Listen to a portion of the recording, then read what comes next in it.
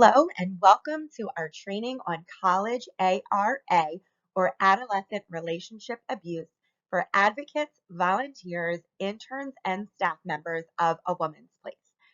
I am Jasmine Craig, Director of Prevention Education, Outreach, and Training at AWP. As we go through this training, please practice self-care and self-advocacy. If you need to pause this training, please do so. Get a drink of water, walk around, practice breathing techniques, do whatever you need to do to stabilize your nervous system. We know that some material in this presentation can be activating. We will be discussing statistics of ARA, and we will be watching a movie of actors portraying abusive behaviors that does end in an adolescent homicide. If anything is harmful to you in this presentation and this training, please reach out to an AWP staff member so that we can discuss that further, as we are a trauma-informed, survivor-centered, inclusive organization, and we want to make sure that everyone going through our training feels safe emotionally, mentally, psychologically. Here is an outline of the presentation and the information that we will be learning about today. The prevalence of ARA, or Adolescent Relationship Abuse.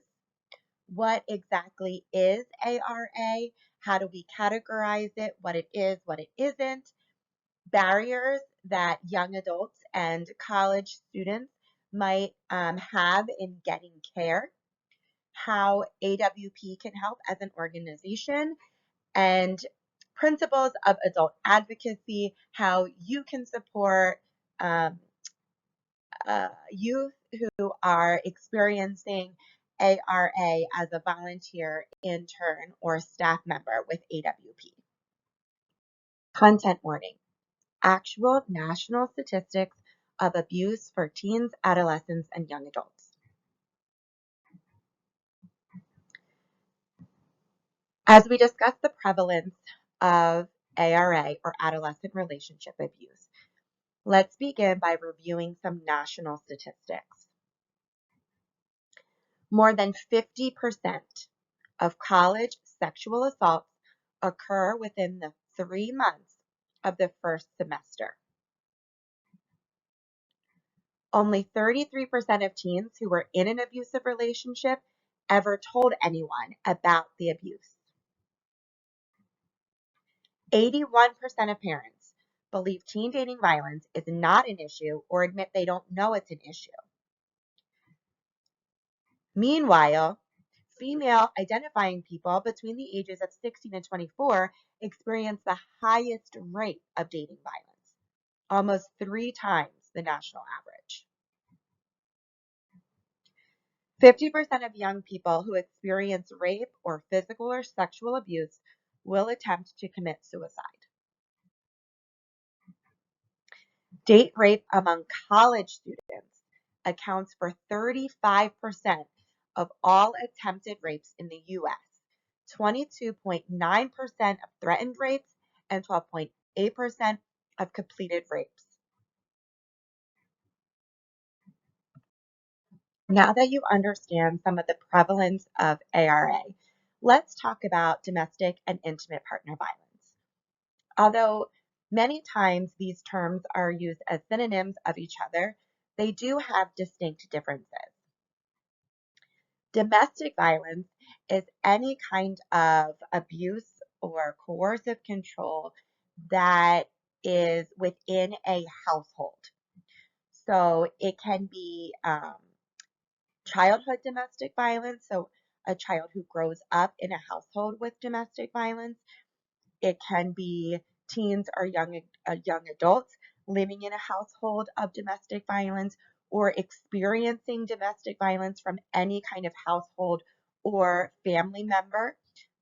It can be violence that is experienced from family members who are related to each other either by blood or marriage. So in-laws, grandparents, grandchildren, aunts, uncles, etc. This can also be spousal abuse or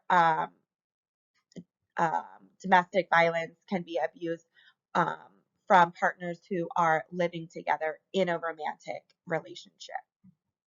However, intimate partner violence is reserved to discuss a relationship that was or is romantic in nature. So this can include dating violence. This can include former or current romantic partner violence.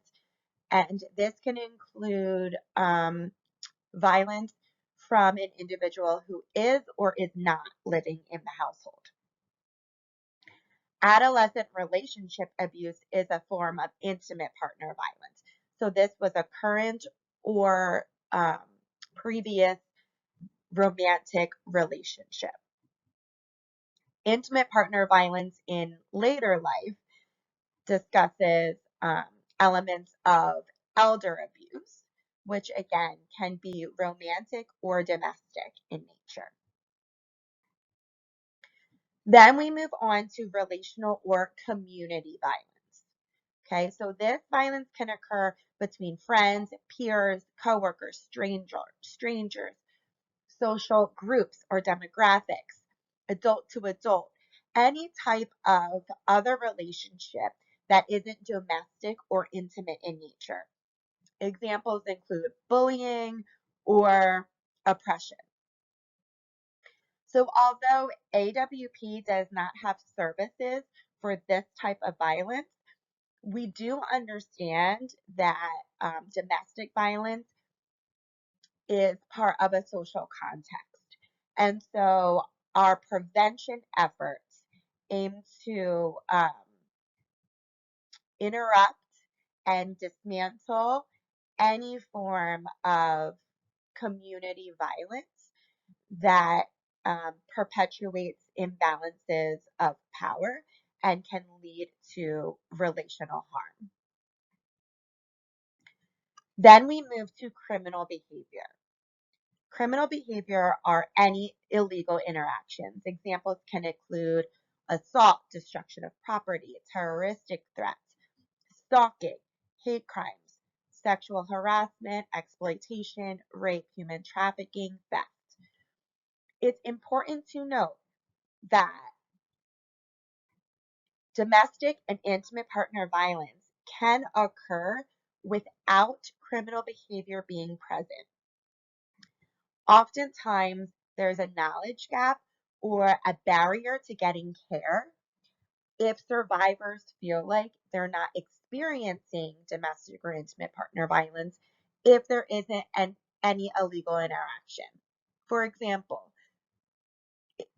if I don't have evidence, if I can't call the cops, if I can't press charges, how can it be considered domestic or intimate partner violence? What can be done about it? So this is important to understand so that we can validate the experience of survivors and also help kind of educate those knowledge gaps that sometimes criminal behavior is present in domestic and intimate partner situations, but oftentimes criminal behavior isn't present until the abuse escalates. Okay, so now we are getting into the definition of domestic or intimate partner violence, especially how it can be experienced in college or by college age young adults. So domestic or intimate partner violence is a pattern of coercive control behaviors that reduces or restricts personal power, agency, and autonomy. There are 6 different forms of domestic or intimate partner violence. One is financial abuse. So this can be like taking credit cards out in the person's name, right? Damaging their credit. It can be harassment at a job so that you lose your job or your job is in jeopardy. you aren't able to get an income. For college age students, this is also interfering with successful education. It can be using your bank card or online banking, right? A form of theft without your knowledge or consent. Verbal abuse includes things like threats against you. It can be threats against loved ones, threats against themselves, right? So kind of, I'll kill myself if we break up, right? I can't survive without you. Um, it can also be yelling, name calling, aggressive language, aggressive uh, behavior, 0 to 100 kind of behavior, an inability to have constructive conflict, slurs based on race, ethnicity, culture, ability, identity, etc., and then belittling, body shaming, um, humiliation, public embarrassment, etc.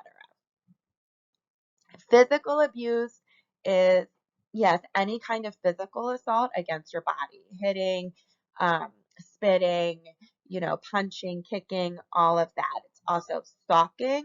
Um, it can also be entrapment, so pushing, pulling, um, locking you in places, refusing to let you get to safety, or reducing your kind of physical autonomy and agency. And then it also can be destruction of property. Um, Pet abuse can also be here, as well as obviously psychological, emotional. And you will see that many of these overlap, right? They interact with each other. So someone can be experiencing multiple different forms of domestic violence or types of violence at the same time, and also not experience other forms at all. And yet they are still experiencing domestic violence or intimate partner violence. Sexual abuse is another type of violence that can occur within a relationship. Refusing to stop when consent is removed. Obviously, this can lead to things like rape or sexual harassment, exploitation, um, assault, inappropriate gestures, or inappropriate or unwanted touching of any form, coercion, especially based on guilt, belittling, um, or not respecting personal boundaries or criticizing personal boundaries. We do see this a lot in youth who are still learning to develop their own personal boundaries and understanding what feels safe for them. Also, who are more susceptible to peer pressure, who might not have had other, you know, uh, romantic relationships and feel like this is how you should or must kind of behave in a relationship, even if it makes them feel uncomfortable or presses or pushes their own personal boundary. And of course, distribution of personal, nude, or private information or pictures. This also overlaps with digital abuse in that way as well. Speaking of digital abuse, we have actually a whole training on digital abuse if you would like to do a deep dive into how technology can be used in as a coercive tactic of abuse and control. Some examples include, um, monitoring or tracking activity, um, trolling, harassing, stalking using social media or technology, um, creating catfish or unauthorized accounts, requiring passwords or sign in, to monitor using, location or like Snapchat, Snap Map to find out where you are and just show up there, um, harassing people who are close to you through social media, text, etc. Um, Broadcasting kind of threatening messages in your Alexa, Google Home, or tapping into the video of Alexa or Google Home, etc., to monitor your whereabouts. Lastly, we have emotional, which can also be considered psychological or spiritual abuse as well. This can include gaslighting, right? Trying to kind of reshape your reality, um, make you question your reality. Um, some tactics can include denial, um, again, minimizing your experiences, minimizing harm, or victim blaming, isolation from friends, family members, clubs, groups, activities that you enjoy or used to like. And again, this can be a very gradual process over years. Um, and different tactics can be used for isolation, including guilting, shaming, um, gaslighting, etc. Jealous to the point of possessiveness, and then excessive criticism or belittling. So, how might a person get trapped in an abusive relationship where they become a survivor of domestic or intimate partner violence? Well, here are some things to consider as we think about um, what qualifies and how abusive behaviors develop. Okay. Now, we are all human beings. We all make mistakes. We all have unhealthy behaviors. Okay, we all have room to grow and change and evolve as we interact with each other and our partners or our household members or others who are close to us. So if you look at the last kind of wheel called the last cycle, pattern of behavior, the top says, the relationship seems stable, right? A pattern of behavior, remember that's part of the definition of abuse, implies that you're in a relationship and it's developing over time. Okay, so the relationship is probably fine, or there's some really great elements to this relationship. Yes, maybe we start to see some unhealthy behaviors, but like I said, we all have them, right? So if you look at the first image of unhealthy behaviors, these are the 10 signs of unhealthy behaviors as described by One Love Foundation. Some of these examples include intensity. So a relationship that starts off just really intense. This is also known as love bombing. This can be unhealthy because it takes out some of the rational thinking. It's all emotion. Moving at a comfortable pace is more of a healthy behavior because that allows you to really understand your partner, understand boundaries, create, more of a healthy foundation of communication, etc. However, it does not automatically lead to, an abusive behavior, right? Manipulation can be another unhealthy behavior that we might see in relationships. So this can include guilting, it can include peer pressure, um, and then we can also see sabotage, right? Sabotaging someone's accomplishments, or, don't just skip practice with me and hang out instead, right? Again, unhealthy. Is it abusive? Not necessarily. Sabotage can also be sabotaging someone's character, right? Talking bad about them behind their back, lying about them, etc. We do see, guilting again like a tactic of manipulation. We can see possessiveness, right? Jealousy to the point of control.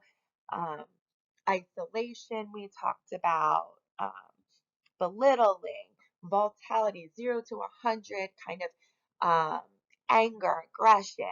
This is the person that you're kind of walking on eggshells. They do not know how to have healthy conflict. Betrayal, right? And then deflecting responsibility. So that's a big one.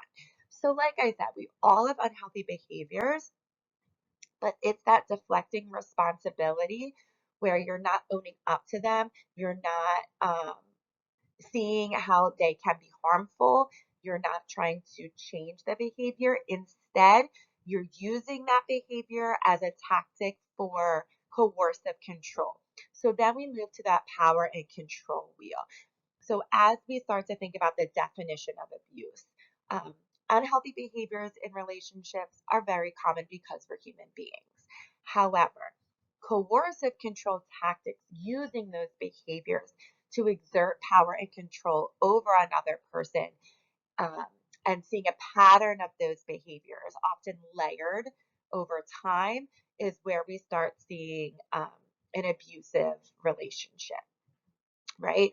And so you can see how a person could kind of get trapped in a relationship where someone is constantly switching up their different coercive tactics to where that person's power is slowly chipped away. Their autonomy is slowly chipped away. Their agency is slowly chipped away.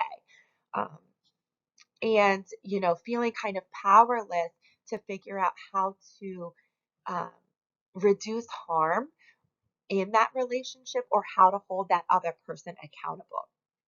So again, we'll move over to that pattern of behavior cycle. So again, the relationship is stable. Yeah, we might start to see some tension. Okay. Some tension starts to build. We might see some unhealthy behaviors that aren't being held accountable, that are being minimized, that aren't taken being held, kind of responsible. And then we see an explosive behavior, an explosive situation.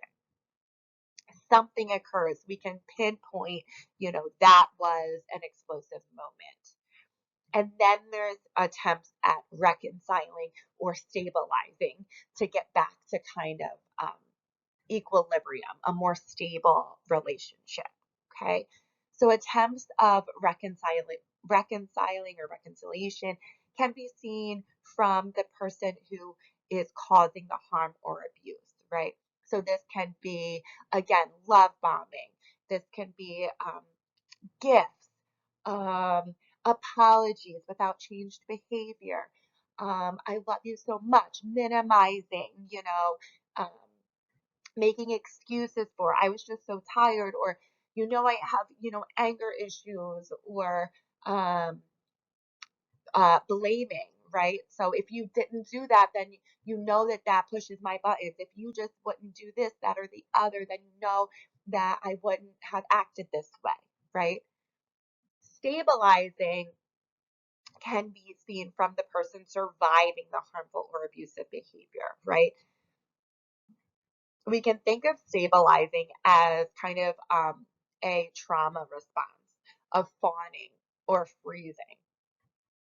So stabilizing, freezing can be like shutting down, right? I'm just not going to engage. I'm just kind of going to freeze. I'm going to just wait for this storm to pass, and then it'll all go back to normal. It'll be fine, right? I'm not going to kind of do anything, making yourself smaller, right? I'm not going to do anything that will kind of provoke this person or this behavior even more. Obviously, you can see how that might be, a survival response.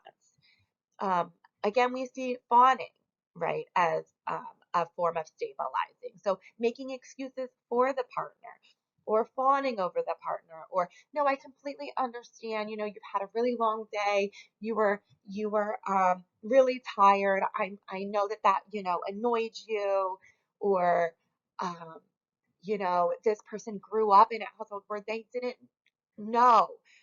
They just don't know healthy, conflict. And so you're making excuses for that individual. You're stabilizing so that the cycle kind of starts all over again. It's important to understand that abusive relationships, abusive either domestic or intimate partner, always escalate in intensity and in prevalence, right? So as you continue in this relationship over time, the periods of stability and reconciliation, and reconciliation kind of decrease. So you're left with the periods of kind of tension and explosion and tension and explosion until we see really more severe behaviors of physical, sexual abuse. Okay. Again, we can start to see how survivors can feel trapped in these relationships, and it can kind of feel like even, people who are or were part of their support system don't know how to support them, or don't know where to direct them to get support, etc. Content warning.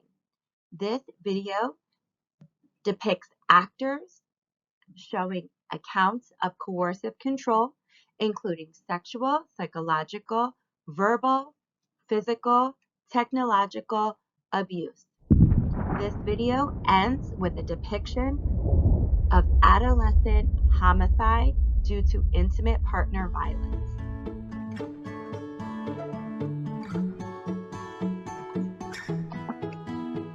Soft, I kiss her on the cheek. She returns the favor, spins her head, and kisses me. She's cute, she's my princess, she's my queen. What does she think of me? What does she think of me? It's the way she drives me wild. I think I'm falling for your smile. Sure. Yeah. She drops in the book.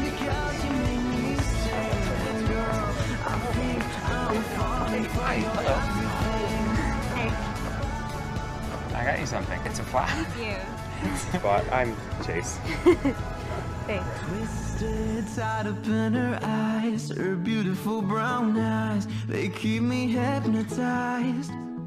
She's cute, she's my future, she's my dream. What does she think of me? What does she think of me? It's the way she keeps me high. I think I'm falling for your smile, falling for your eyes, falling for your lack of a disguise. I think I'm passing just a fling because you make me sing. And girl, I think I'm falling for your So hungry. Ready?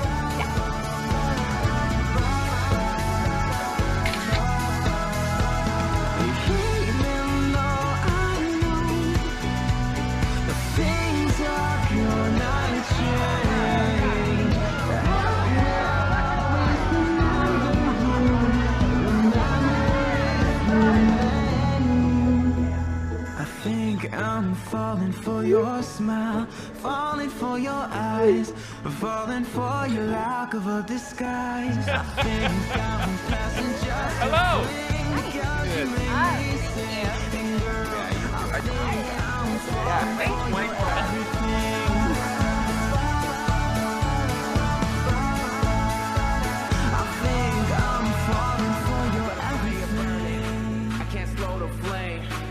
Tonight's the night, let's celebrate, let's raise a toast and elevate. Flashing lights, we superstars, we young and free, it's time to raise the hey, let's chase the girl, we only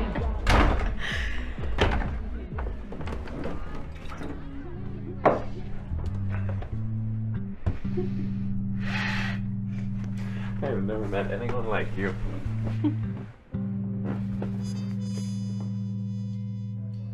I love you.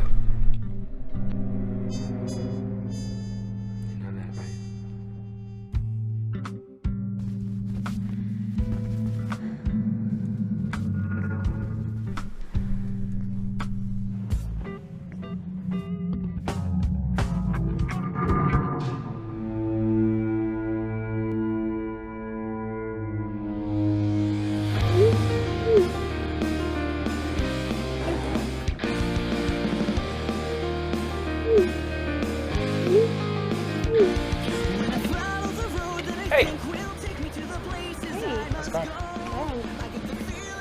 Nice workout? Yeah. Should have come with me. I'm running? Yeah. I'll run with you.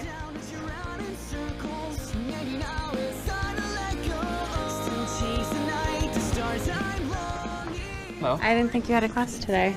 I know, but you do. You have to go to the dance and kill the vampire. I love them most. What are you doing? I gotta get out of here before the next episode starts. Don't you want to find out which vampire she stakes at the dance? Oh, I do. I really do, but I have a group meeting for that stupid comm project, and then the girls want to do this thing. Who's in your group for that? I don't know. A bunch of people were sitting kind of close to me when the teacher gave us like a nanosecond to form a group. All girls though, right? I'm not sure. Have you seen my ID? No. Oh, show started. Time's up. Guess can't leave now. Sorry. I'm sorry. I have to. Blow him off. If only I could. Chase, come on. It's the first meeting. Seriously, let me out. No.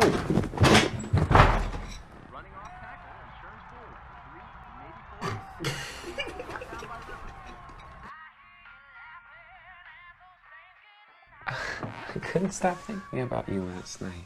It'd be such a shame if you had to go now. You know? I think that's...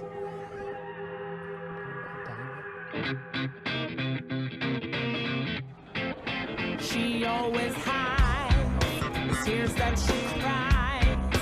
Baby, don't hide.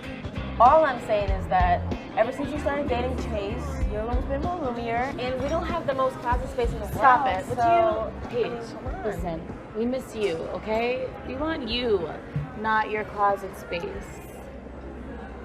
We miss having you around. No. I miss you guys too. And I was really looking forward to going out with you guys last night. But then Chase did this really sweet thing, and Of course. I didn't even go to my group meeting. Get it, girl. No. We mainly just binge viewed Vampire High. Vampire High. Boy, must like you. Okay. Wait, All right. wait, you're gonna come tonight though, right? Of course. You better have. Don't back up, Pages. That's right. I'm making that a thing if you don't show up this time. Come, guys. Promise? I promise. Okay, cool. I'll be there. All right.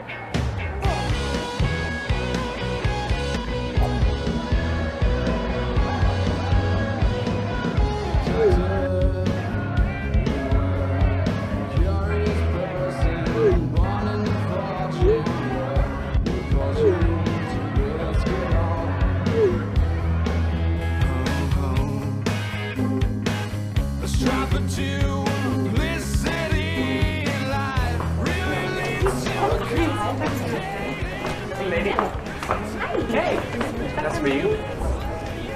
Thank you. You got any plans? What can we do tomorrow? Please. Yeah, sure. Let's do it. Where to?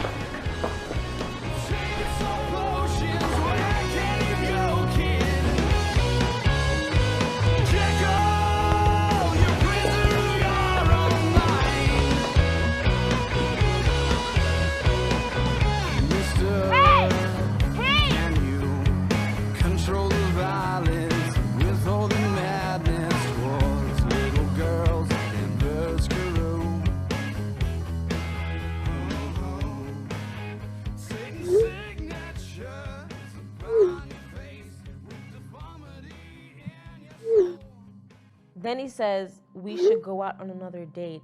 I'm like, why? We literally have nothing in common.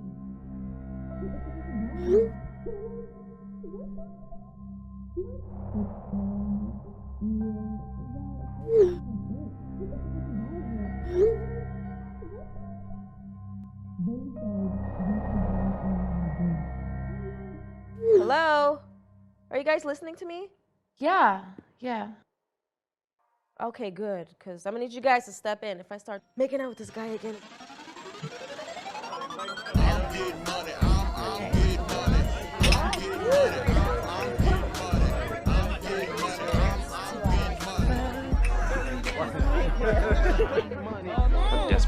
fee. At least hookers get paid, right? Why would you say that? She's my best friend. She shouldn't be. Hey, babe, I can take you out the porch if you want. Paige, Don't!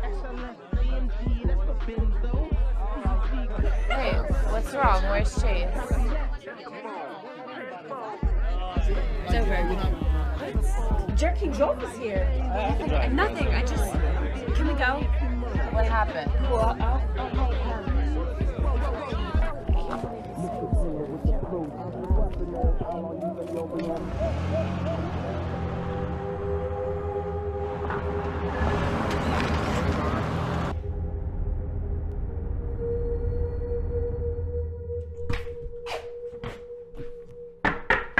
just a minute.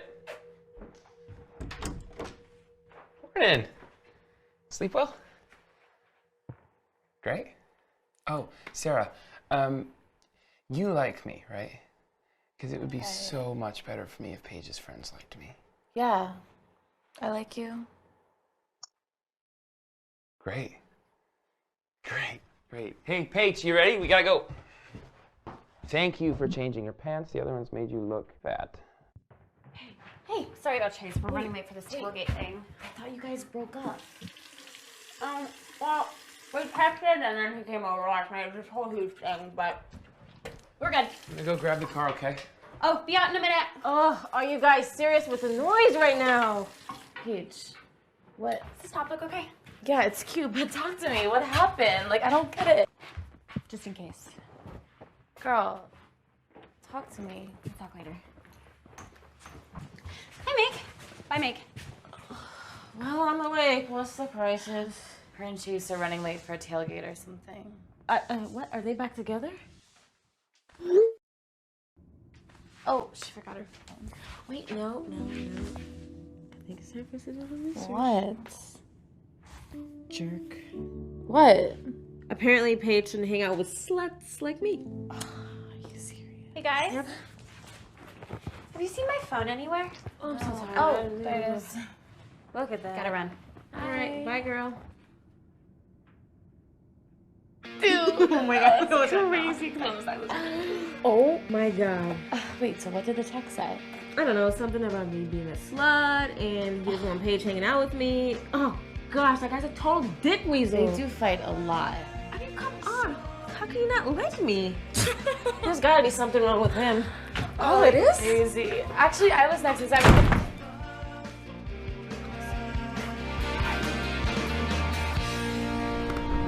What about Kelly?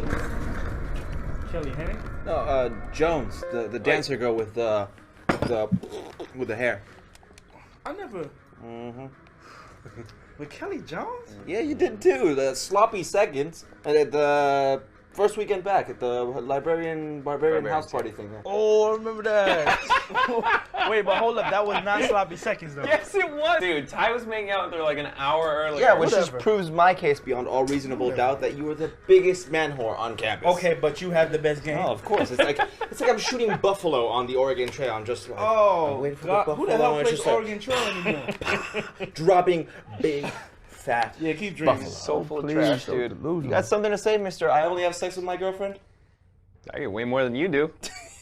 All right. Paige does anything I want. Anything.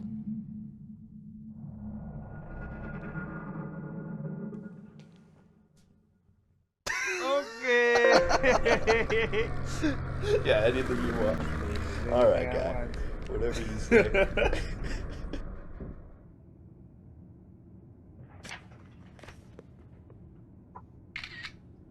Hey. Just for me. No. No way. Come on. Somebody get me through those long, cold, terrible winter break nights without you.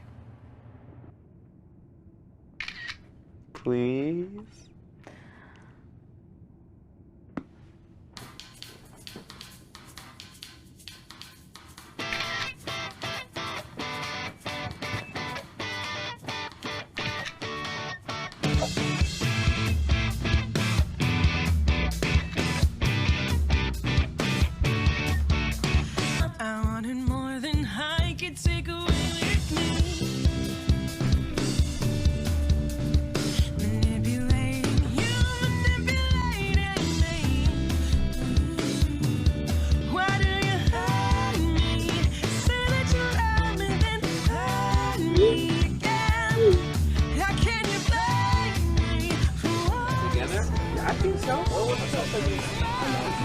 Oh, we leave.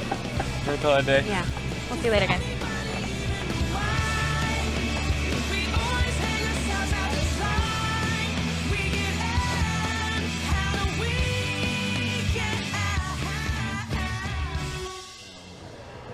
Who's that?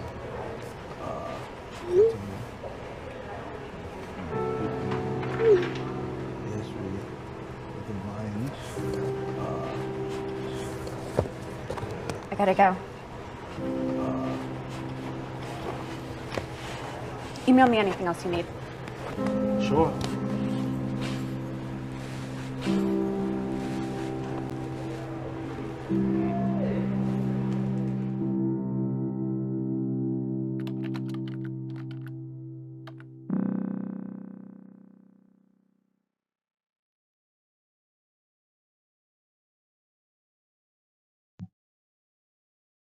That was awesome, right? Yeah, it was. No, but And like he I was said, like, you did oh look my like that. God. No, I don't.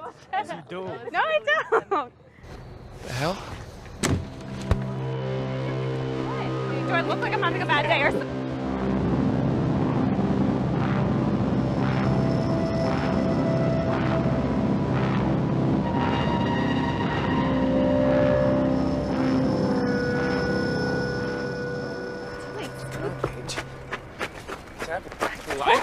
I told you I was working. Chase, stop! You're hurt.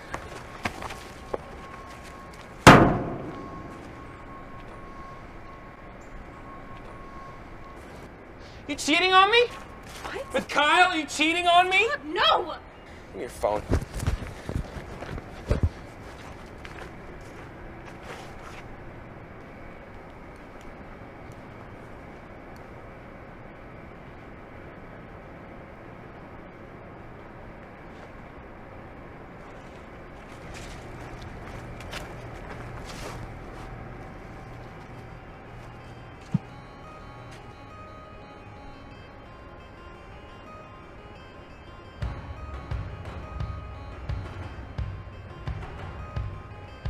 Scared to leave his side, addicted to his lies.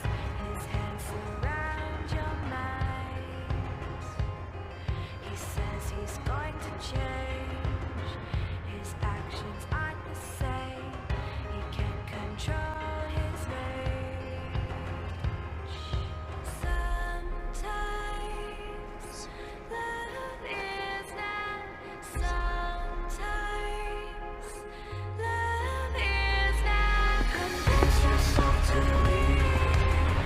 Break your own heart. Sometimes to perfect lives.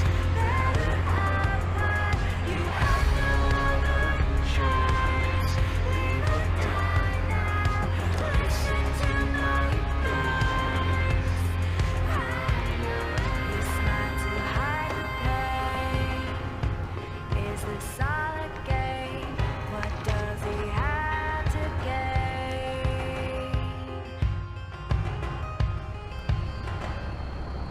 I love you, Chase. You. No one else. I know.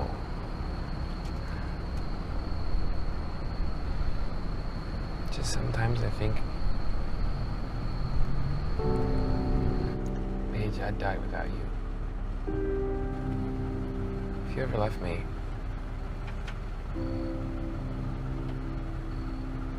I love you.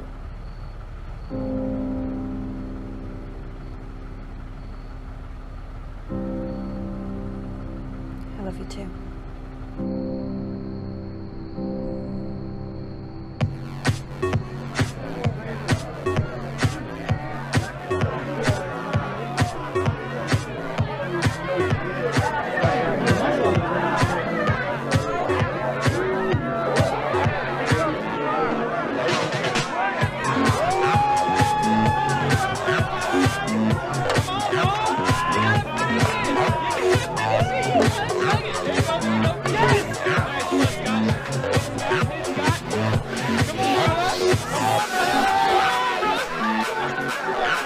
Fine,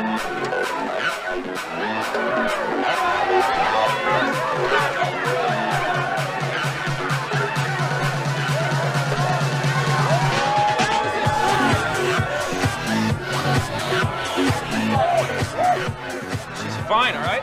Well, she stopped showing up to our class group, and she's not here tonight. I said she's fine, okay? Why don't you mind your own business? Oh, all I'm saying is that is she sick or something? Cause I can. All I'm saying is mind your own damn business. Yo, what's your problem, man? What's my problem, man? What's your...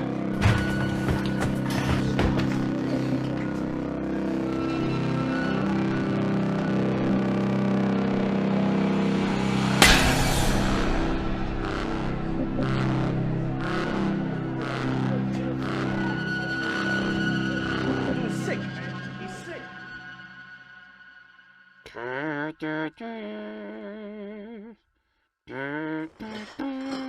Honey, I'm home. What'd you get? Nice. Yep. Kyle's coming over soon with the pizza, and he got the trial version of A Block of Slaughter. Does he know I'm gonna be here? Yeah, it's our house. He's not pissed about last night or anything? Nah, dude, you were drunk. It happens. Yeah. Yo, what's up, guy? Sorry I'm late. The professor from hell decided that now was a good time to send out the formatted document. So we all had to stay after and rework our presentations. You were working with your group just now? Yeah. What kind of pizza did you get? Barbecue chicken. What cheese? I didn't know they made that. Oh. Why are you lying to me, Paige? Yeah, I think they used the leftovers from the lunch special. Well, then you should be able to take a picture of where you are and send it to me. Man, this guy got issues, man. I don't know, man. He's just a little intense. A little? You say a little intense. Crazy. No one would put up with this crap, Paige. A wrinkled woman on icy steps. Nightmares of catching her death. Of winter colds and broken necks. Hey, here's load number 3. Oh, thanks, you didn't have to fold it. Got any more? Yeah, just this. I can do it. I know, but... Oh, Paige, what happened? You're usually always so careful. Nothing. Well, something happened. It's from Chase. How's he doing? He's fine. Fragile lady, bones made of shadow. Won't you crack a smile? You've been wasting hopeless and worried the last years of your life. And I know there's... You gonna make honor roll again this semester? Probably. I do have 1C, but I'll be able to bring it up. Ah, that's my girl.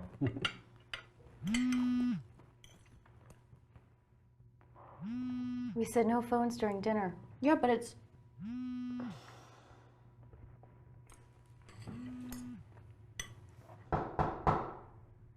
I thought I also said no football. This is supposed to be a nice family dinner. I didn't invite anyone over. I'll get it.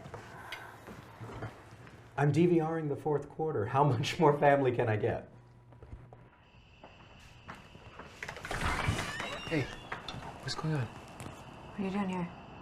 I wanted to see you're okay. Yeah, I'm fine. Why? Because it's not like you to not answer my texts. Okay, well, I'm having dinner with my family right now, so we can talk about this later. I can't believe you leave campus and not tell me about it. I don't have to tell you everything.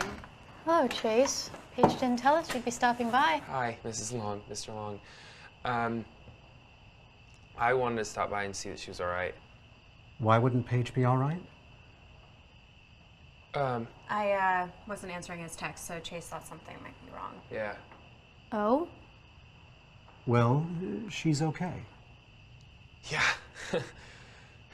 Look, Chase, we're having a nice family dinner. I'd invite you to join us, but Paige will call you later. Right, Paige?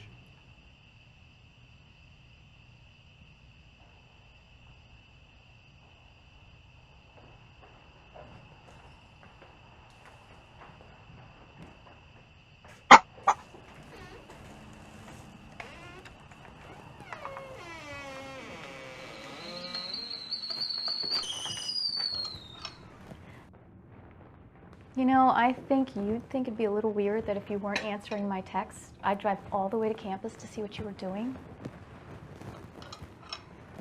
Paige, if he doesn't make you feel like a better person, it's not love, sweetheart. Mom, stop. I've got it under control with Chase, okay? Hon, are we out of salsa? It's in the back. Really? I don't see it. Ah, there it is. Don't know what I'd do without you, hon. Mwah.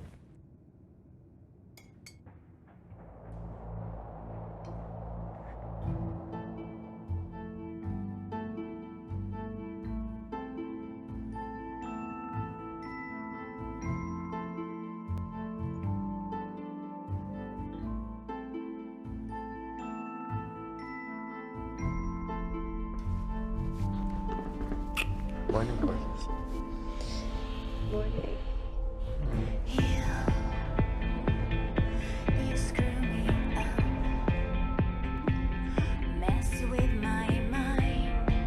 Thought of you today.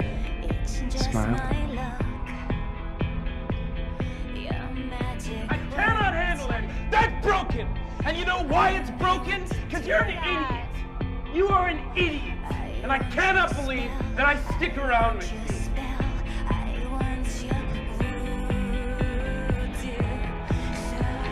I love you too much to watch other men watching you. Paige, I'd die without you. If you ever loved me. Told you I was working. Chase, stop, you're hurt. No one else will ever love you like I do. You're mine.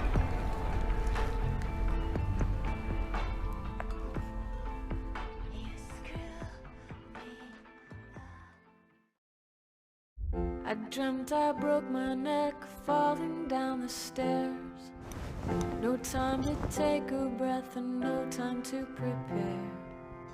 I fell in love with you the moment that we met. That day I bruised with love, with reason and regret. Like we used to be. Remember, we had so much fun.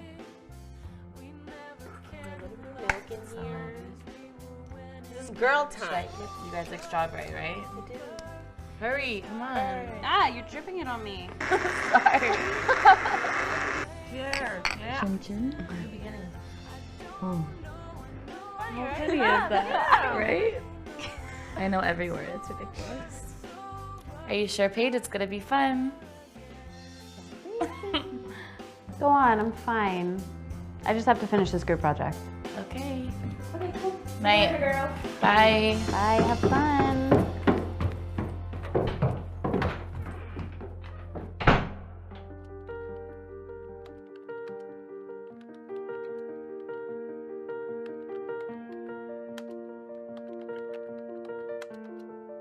You were right about Chase. It just started out so good, I guess I didn't realize what was happening. Hey, Paige. What are you doing here? Gotta talk. Chase, God, I miss you so much. Later I thought maybe it was me. Maybe I did something wrong. And that maybe you'd be disappointed in me.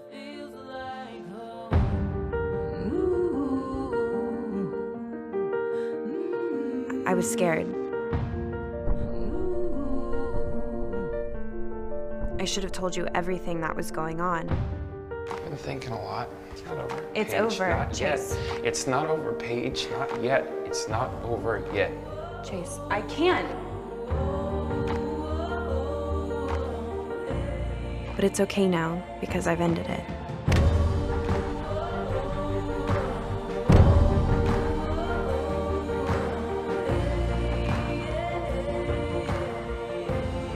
So you don't have to worry anymore.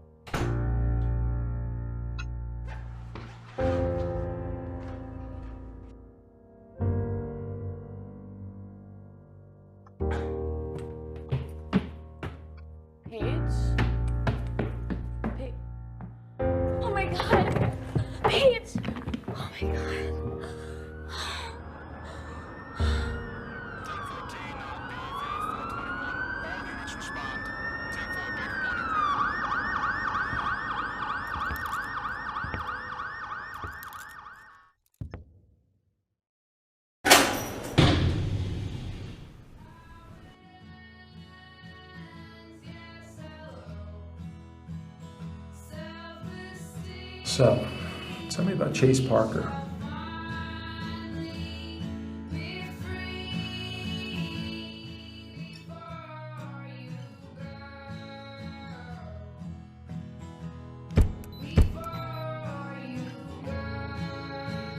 Did you see any signs that he was hurting Paige, physically or emotionally? Well, then you should be able to take a picture of where you are and send it to me.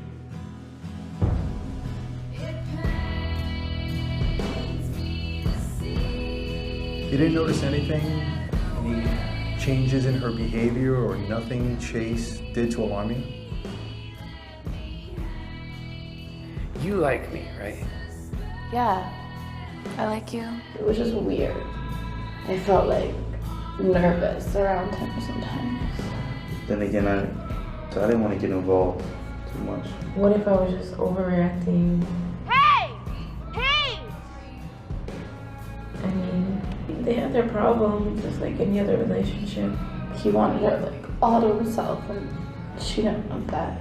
He was kind of jealous, you know, at times, but that was just because he liked her so much. She was just a fun person, and that diminished after a while when she started seeing Chase. And she was always like stressed out, like she just became really like self-conscious. Did Paige ever give him any reason to be jealous with anyone or anything? No, Paige was so into him. So this kind of surprised you, I suppose.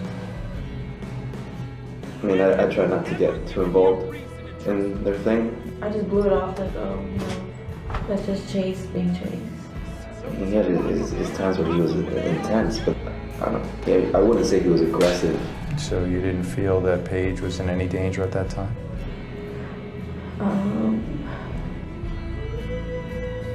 I just ignored it. I didn't really want to see what was there. He told me he was going over there. I thought that they had broken up. I guess on some level we might have, maybe could have.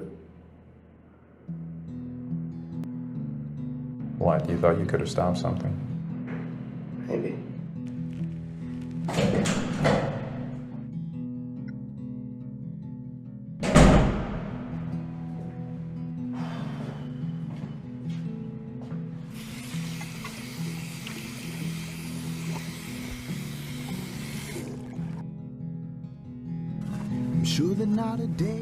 They all knew something.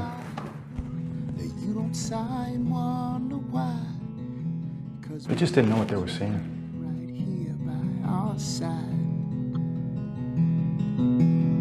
Flowers don't live too long. I've seen candles burn away, but a song just may carry us through these times. So I'll say,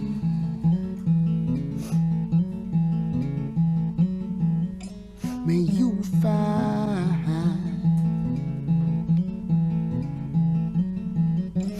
a state of grace. May you find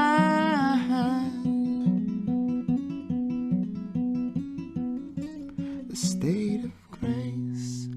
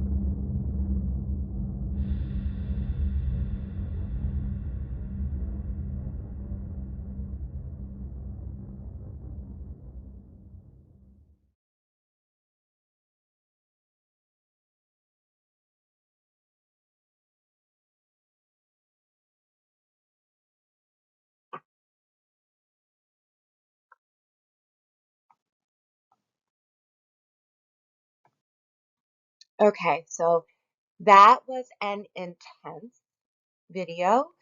Um, Please, again, practice your self-care. I do feel like that video does a great job of showing how a person can get trapped in an abusive situation and um, yeah, just the knowledge gaps of how people around them can support them, identifying, interrupting, providing care, and also barriers that the survivor may face, right? Who will believe me? I don't have enough evidence. How do I articulate all that I'm experiencing? Yeah, he texts me too much. He shows up, you know, at my class. He sometimes pushes my boundaries, right? Like all of these might be unhealthy, but it would be sometimes it feels difficult to articulate the experience as one of real abuse or violence. So, what other barriers to support do you feel like young adults specifically might face? What did you see in the video?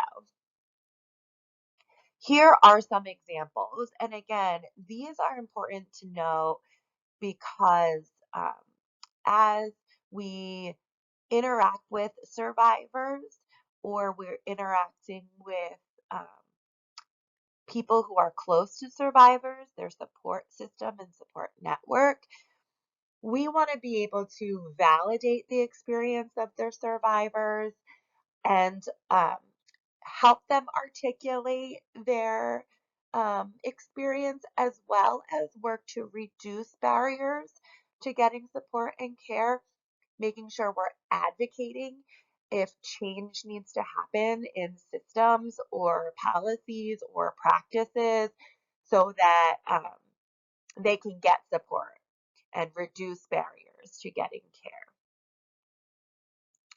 Not sure anything can be done about it. That's a big barrier. Again, we talked about if it isn't criminal behavior, if they don't have evidence, what can be done, right? The misconduct wasn't serious enough to report. Perhaps the relationship is not disclosed. Maybe, parents feel some type of way, caregivers feel some type of way about dating. Maybe it's complicated, with their friends. Maybe their friends would feel some type of way.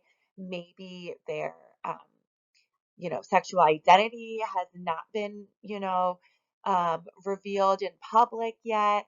And it might feel like it could cause more harm to disclose the relationship. They don't realize it's abuse or harm, right? Again, we talked about a knowledge gap. People have unhealthy behaviors. Maybe it's just that. Maybe, they excuse the behaviors. Maybe they feel like it's normal or it's been a learned behavior or it's something that they have been around before or it's one of a newer relationship. They haven't had a relationship before. They feel like it's just normal, right? They don't know how to get support, how to access support, where to get support. A lot of times they don't want that person that they care about, whether it be a family member or a former or current partner, to get in trouble. They really do love this person or feel attachment to this person. They just want the behavior to end, right? So how do I get support without kind of criminalizing or um, creating problems for the other person? Their own developing their own self-awareness, relationship norms, interpersonal skills. Perhaps they feel like part of the problem is their own, right? Maybe I didn't have strong enough boundaries. Maybe I gave them mixed messages. Maybe I had a harmful response or, an unhealthy response to the abuse, right? Or I didn't know that that was a boundary until it was crossed, right? Um, Also, social context and peer pressure is a big deal at this age, right? What if you are going to see them around campus all the time? You're in the same class all the time. You are in the same friend group, right? Maybe ending that relationship means ending the whole, your whole friend group, really isolating yourself.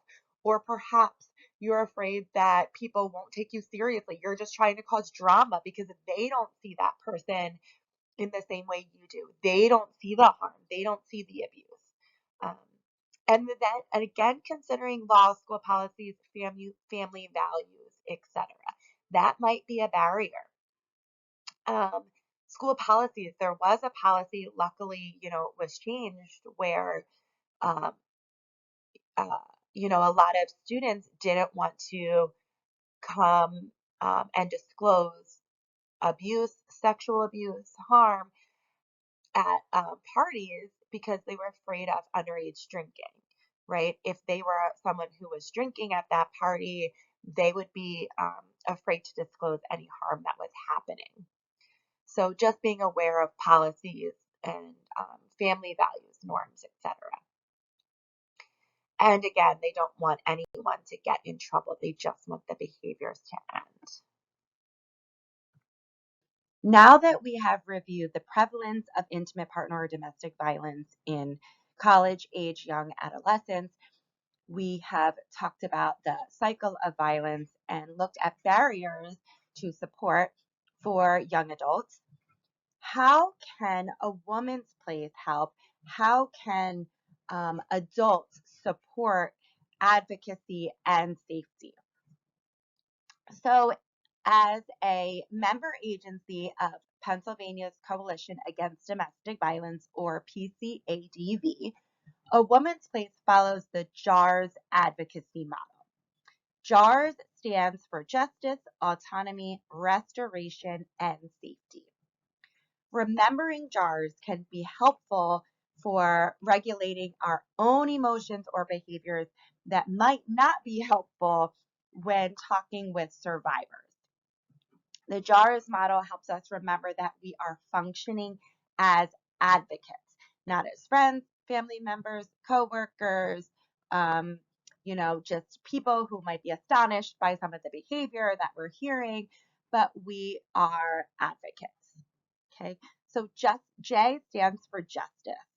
And remember, this is in no particular order. This is just an acronym to help you remember some steps. So one of the steps would be justice. We as advocates want to advocate for what is fair and reasonable for the survivor. Remember that one of the barriers could be laws, policies, practices, norms, etc. So sometimes we need to advocate for what is lawful as well as what is right. Okay. Perhaps there are policies, norms, practices that we want to advocate to change so that our survivor can access safety in a better way. Autonomy. All that we do is guided by autonomy for that survivor. Okay. Remember that abuse takes away, chips away, minimizes, denies the autonomy of the individual surviving that relationship.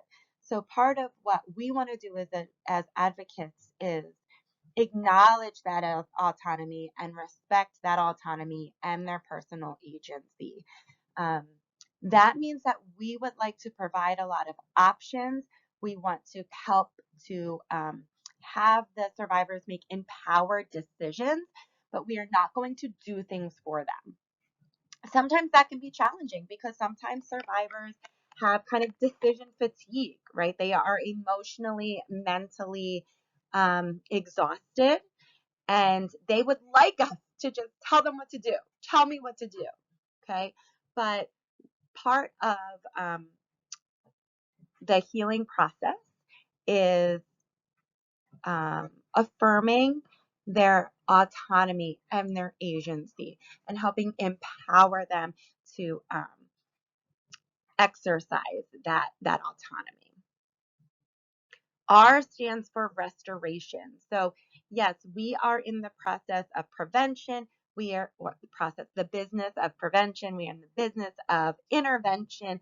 And we are also in the business of restoration. And when I say business, it's just, um, a figure of speech, because clearly we are a nonprofit organization. So for restoration, that is supporting the process of repair for the survivor. And that does not necessarily just mean physically. So part of understanding all of the different tactics of abuse and types of abuse is helping us understand different ways that we can participate and partner in the restoration process for that individual. It could be emotionally, physically, financially. There might be relationships or clubs, etc., that the victim survivor was isolated from, that they would like support in restoring. And then S stands for safety. So yes, obviously we also want to establish safety for that victim, survivor, and protect it. We have safety planning, right? So immediate safety as well as more long-term safety. How can we help you feel safe? A guiding question could be, what is making you feel most unsafe? And let's think about how we could feel safer. Okay, again, having the autonomy, having the victim survivor participate in the safety planning. And along with restoration, safety is not just physical. It could be emotional safety. It could be, financial safety. It could be safety digitally or technological safety. It could be relational safety. Are there children involved, etc. Most often as advocates, someone will have disclosed harm to you. And so what are the steps? How can you advocate with that individual, remembering the JARS model? Well, step one can be focused on safety. And this is not just their physical safety, but also emotional safety. So this includes listening without judgment or intense emotions, asking questions, helping to fully understand what is going on, and allowing them the space that they need to just share. A lot of times this could look like crying. Sometimes it's not in chronological order, right? A lot of times it's someone who is activated sharing about their experience. So we want to use affirming language. We want to use supportive language. Again, understanding the barriers, the tactics, the cycle of abuse, layered behaviors of coercive control can help validate that survivor's experience. We can affirm and support what they have been going through. And we're not coming with intense emotions. Oh my goodness, I can't believe they did that. Oh my goodness, like how are you still, here? Why wouldn't you this, that, or the other? Using those intense emotions then makes the victim survivor have to manage you instead of you supporting them. Okay. And of course, we are going to believe and accept what they are telling you. And remember that a barrier is not having evidence, right? If there isn't criminal behavior, maybe people won't believe me. So we always want to accept and believe what a survivor is telling us. And then we want to focus on their immediate physical, emotional needs. What are, immediate, urgent needs that you can help support them through, which leads us to number 2, planning those next steps, but doing it together, remembering autonomy. Okay. Again, the guiding question, what makes you feel unsafe? What would make you feel safer? Starting to really develop a safety plan for immediate needs, and then consider maybe some long-term safety plans or lifestyle changes that we can put into place. Some of those steps could be consider a protection from abuse order, blocking closing social media accounts, privacy, alerting family members or friends to blocking certain accounts, etc. Criminal or civil legal action, getting law enforcement involved. If we're dealing with a college student, this can be classroom hallway considerations. Do we need to change classes? Can we do a hybrid class? Do we need to change your work schedule? Do we need to change your where you park, your dorm room, etc.? And then, of course, a plan for leaving work, changing shift times, a plan for if you're going on vacation, right? Like break, school break. Do they know where you live, where you're going? Certain things like that. And then offering support that goes beyond that immediate, urgent kind of care. So encouraging the individual to document observations and the incidents that have occurred. Considering campus administrators, coaches, dorm security, or others. Where can we tap into community support? Keeping contact, follow up, decide on any formal conversations or interventions. Remember, we are giving them options of opportunities for extended support.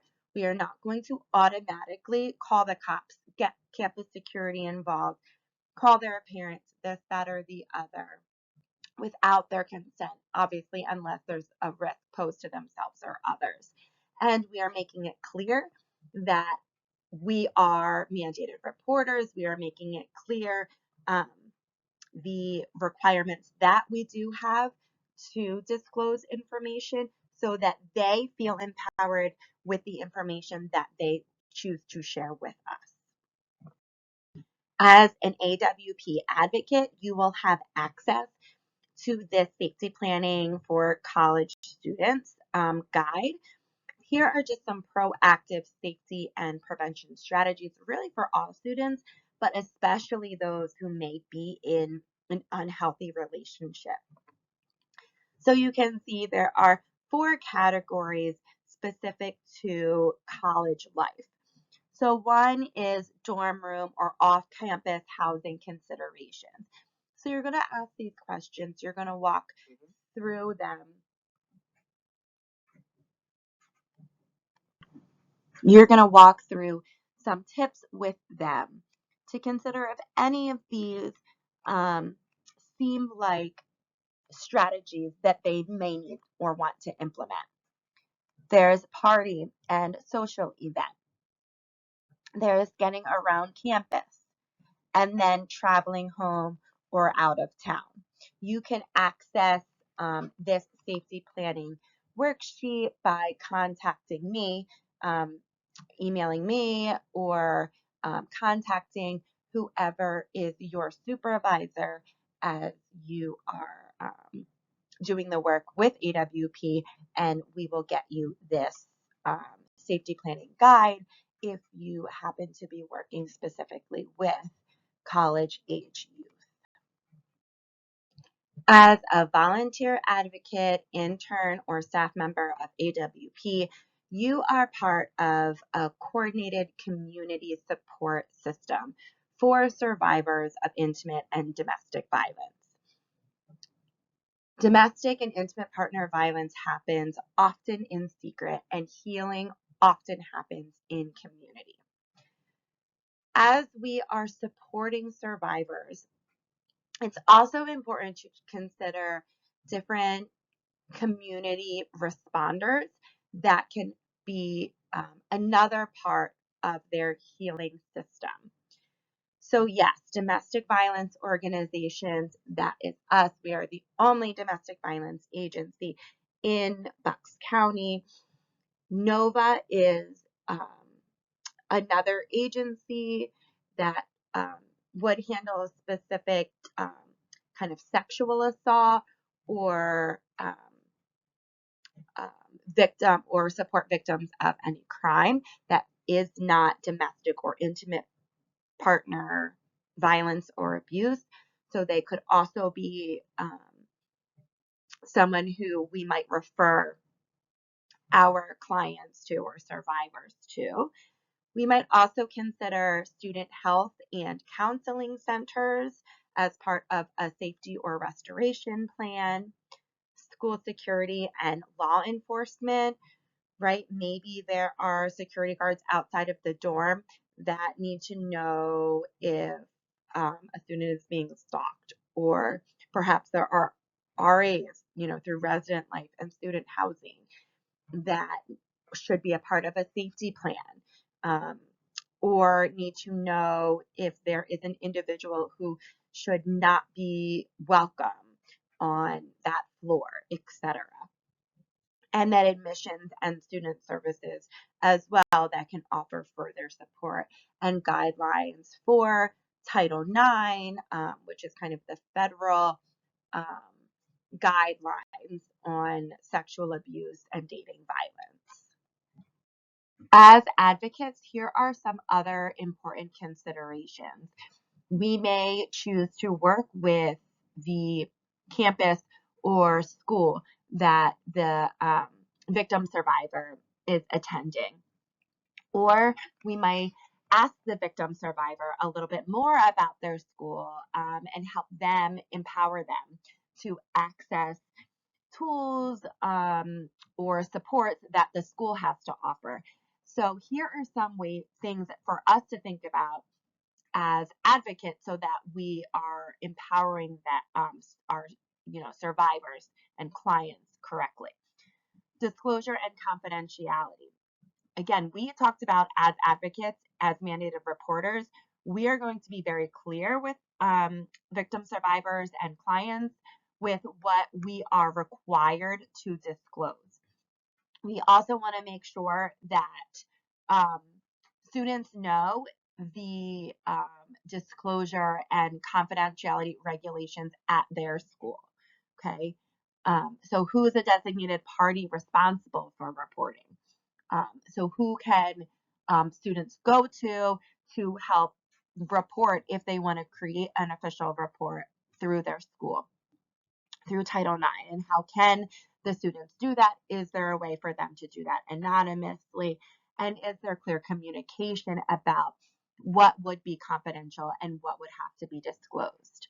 We move on to assessments and services. Do students know about medical access through their campus?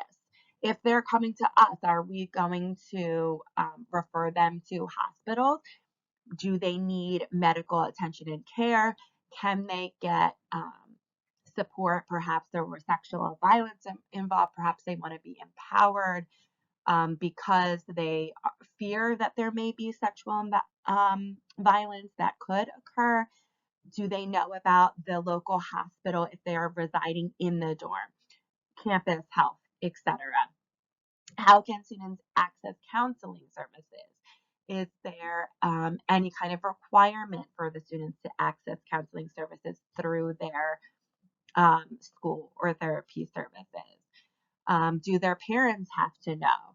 Do they need insurance? Things like that. Or can we provide that for free as clients with AWP?